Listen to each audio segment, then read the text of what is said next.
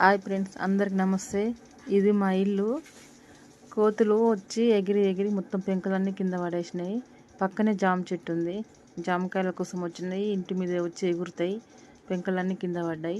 అందుకే ఇప్పుడు వచ్చేది వర్షాకాలం కదా, అందుకే పెంకులు పెడుతున్నారు. మాకు పెంకటిల్లు ఉంటే మస్తు సంతోషం అండి. చల్లటి గాలి ఉంటుంది ఇంట్లో. బిల్డింగ్ ఉన్న వాళ్ళ ఇంట్లో కూడా ఇంత హాయిగా ఉండదు. ఇంట్లో చల్లగా ఉంటుంది. మా పెంకటిల్లు అంటేనే ఇష్టము. ఇది మా అత్తమ్మ మామ కట్టినరు, అందుకే ఈ ఇల్లుని కాపాడుకుంటున్నాము. ఎక్కడెక్కడ పెంకులు పోయినా సరే మళ్ళీ రిపీట్ చేసి పెట్టుకుంటున్నాము.